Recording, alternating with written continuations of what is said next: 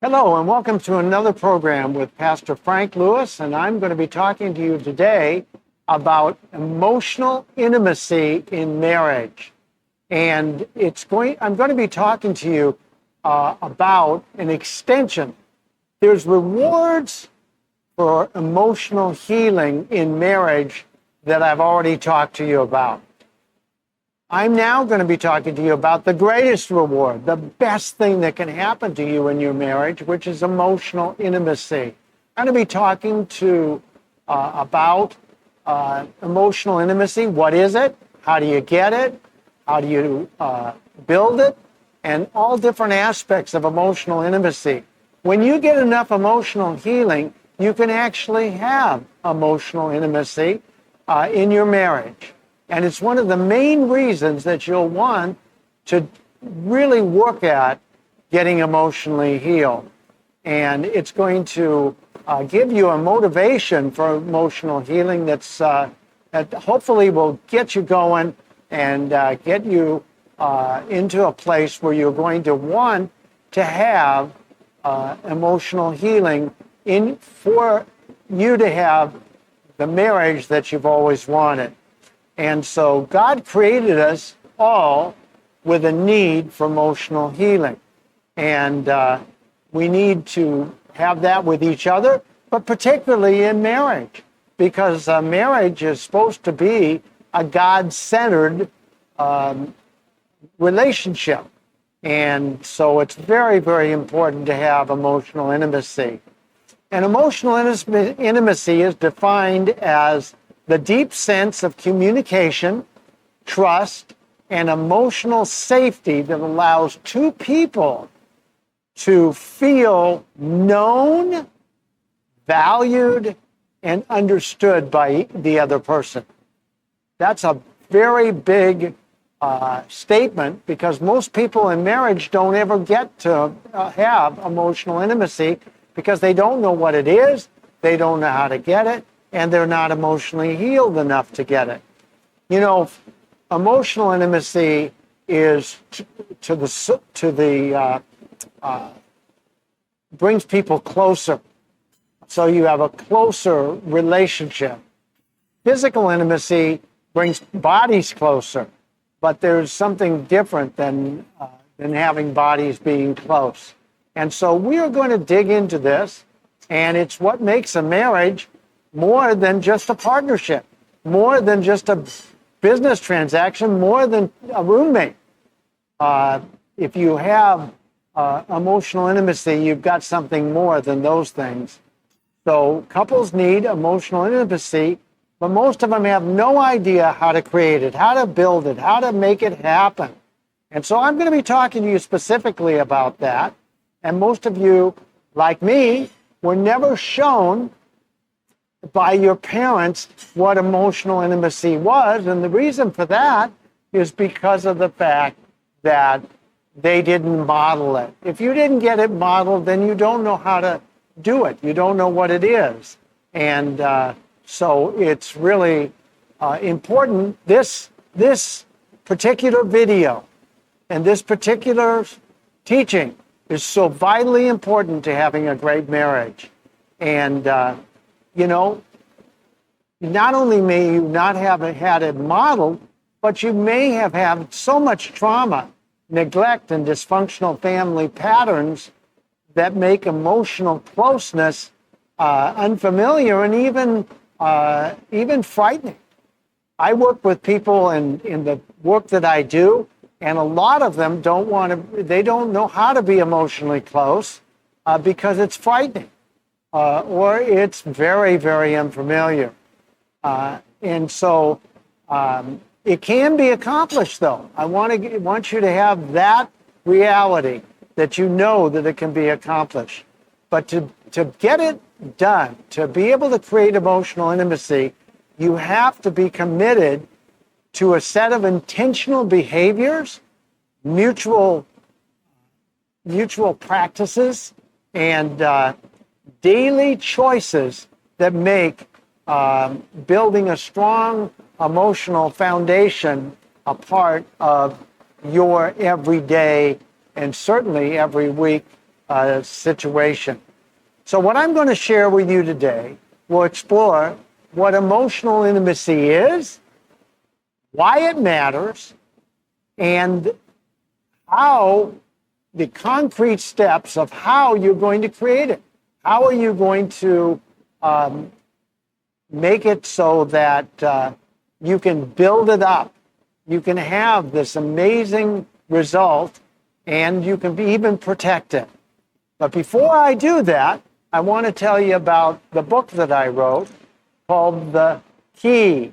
It is the key to emotional healing. And it is a book that I wrote that will help you to know how to be able to get emotionally healed. And so it's called The Key. You can get it on Amazon. And it's vital for you to have this book because it's going to help you to get emotionally healed so you can have this kind of a marriage. I also have a YouTube channel in which I have 21 videos. This will be the 22nd one on marriage, marriage videos. And it's also parenting videos, and I have some testimonies. And the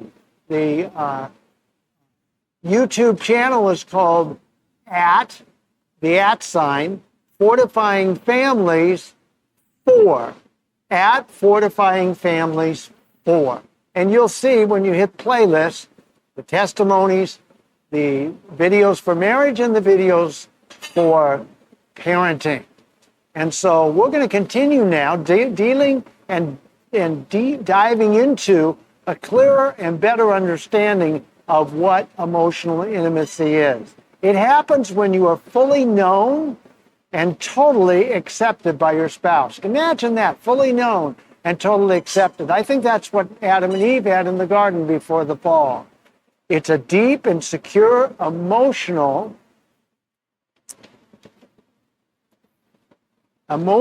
closeness that grows when marriage partners feel safe enough to share their inner world, how they feel, what they think, and their fears, their hopes, their wounds, their needs, their emotional needs. Can you imagine that? Emotional needs without fear of judgment, rejection, and criticism. You can't be critical. You can't be judgmental and have emotional intimacy. It's just not going to work. It's got to have safety, and it includes, and this is the foundation pieces of emotional intimacy or vulnerability. You got to be able to be vulnerable. If you're not vulnerable, you're not going to have emotional intimacy. You're not going to be known fully. You're not going to be feel safe if you are not vulnerable. Because if you're not vulnerable, then your spouse is not going to be vulnerable. So you have to be able to share your true feelings without hiding or pretending or faking. You just got to be able to do that. And you got to have emotional safety. That's the rock foundation. Vulnerability, and then you've got to be safe to share. You've got to know that your emotions will be respected by your spouse, not used against you. You don't want your emotions used against you by your spouse. That's not a good thing. You've got to have some empathy. You're not going to have empathy unless you have emotional healing. And so you have to have understanding, and you must have caring by your spouse. Your spouse has to be caring, and there has to be a connection. You got to feel emotionally bonded. Now, this isn't going to take place overnight.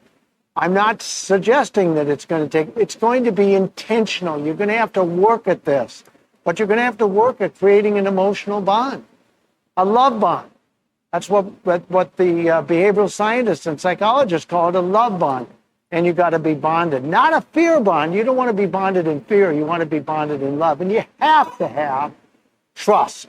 Trust is the action, believing your spouse is emotionally reliable and present and safe. You got to have trust. You got to build trust. If you don't have trust with your spouse, I didn't have trust with my spouse, but I tried to build it, didn't do a very good job because she was so wounded and I was still messed up. But I certainly know you got to have trust. And emotional intimacy is not built if you criticize, if you judge. It's just not going to be built. It depends, it deepens through daily interaction, gentle, not forceful, gentle conversations, shared experiences, and you've got to have consistent practice. You got to be practicing this. This is not something that's just going to come to you. And you have to care for your spouse's heart.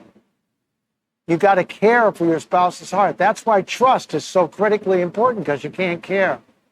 Now, let's discuss emotional intimacy and why it matters in marriage. Why does this matter? Why am I talking about this? Without emotional intimacy in your marriage can feel like a partnership or a roommate situation. You don't want a partner and you don't want a roommate. You want a spouse that's emotionally bonded and connected. Your house functions. You can have a roommate situation. You can have a business arrangement or a partnership. But if you do, you can have that, and your bills will be paid. You raise your children, and you can have no emotional bonding, but you won't have any life-giving results in your marriage. You won't have, spontaneity. You won't have the kind of things that emotional intimacy brings. You'll feel disconnected, lonely, and misunderstood. That's what I felt in my marriage, first one and second one. One of the things I say is I know what not to do. I know what's necessary to create emotional intimacy. I never had it. Most people never get it, but that's why I'm doing this, so you can get it. It's essential because it strengthens trust. Emotional closeness between couples that feel safe and secure, and they're supported. They have emotional trust. They strengthen trust. It also deepens friendship. Friendship is the basis on which emotional intimacy and a great marriage is really built on. You got to have friendship, and emotional intimacy is the glue that keeps the friendship alive and keeps it functioning with life and vibrancy, if you will. It improves communication. Couples who feel emotionally close communicate more honestly and less defensively. I don't know about you, but in my marriage, when I started to communicate, my wife got defensive. She would get back at me, or she would, fight me and push back, and I would just get defensive, and it was a mess. Emotional intimacy, emotional closeness enhances physical intimacy. You can have a much better sexual relationship when you're emotionally close, when you have trust and you have this kind of relationship that is alive. You're going to have a much better sexual relationship. Emotional intimacy protects your marriage from resentment and disconnection. You don't want disconnection. Disconnection means you're going to get lonely, you're going to be roommates, it's not going to work well. So lack of emotional intimacy is one of the main reasons. Lack of emotional intimacy is one of the main reasons that couples drift apart. And emotional intimacy reduces conflict. You're not going to have as much conflict when you're emotionally close, when you can be known at a deep level, when you can be appreciated for your emotions and for who you are. Like I said, it's what Adam and Eve had, that perfect relationship before they disobey God. And so that's what we're trying to get here is you're going to resolve your issues much more calmly and respectfully. That's why emotional intimacy matters. You're going to do something that mirrors God's design for marriage. God designed a marriage to be emotionally close. God designed a marriage that you could be known at the deepest level, you could be accepted for all your fears and your frustrations and all that could be accepted by your spouse. Marriage is meant to reflect unity and love and connection, not isolation, not fear, and not emotional distance. So that's not what you want. You want unity. You got to be unified. You and your spouse need to be unified. You need to be on the same page, working together. So we need to talk for a minute about what destroys emotional intimacy so that we can see how you build it. Because you probably never had emotional intimacy. I believe that most couples never get there, and they don't even know what they're missing. But what destroys it is criticism and judgment. Attacking your spouse, character, that's what my wife did to me, and I sometimes did that to her. Attacking your spouse's character creates fear and shuts down understanding. Boy, you're not going to be understood if you're going to attack your spouse's character. If you emotionally withdraw, that was one of the big things my wife who was in heaven did. Oh my gosh, she would emotionally withdraw.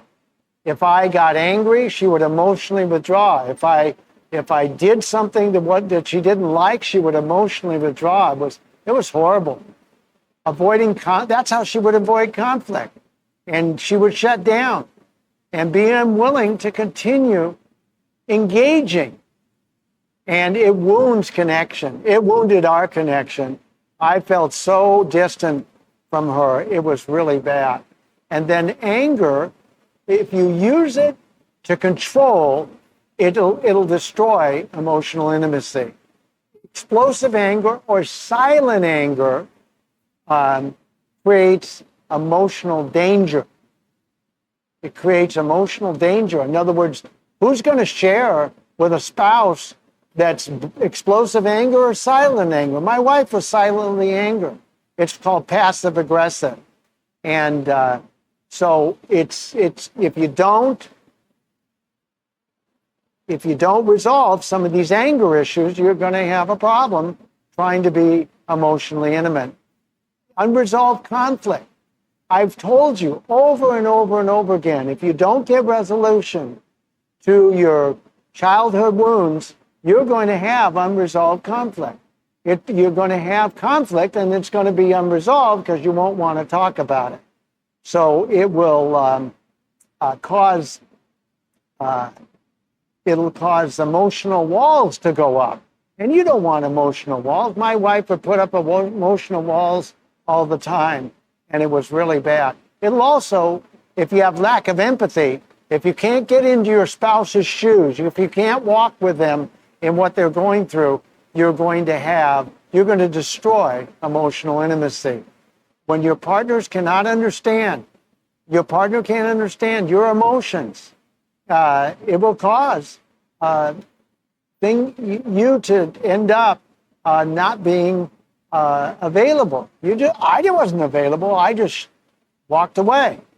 And if you have shame-based communication, if your words humiliate, blame, or cause your spouse to feel guilty, it will damage emotional closeness. You won't have emotional closeness.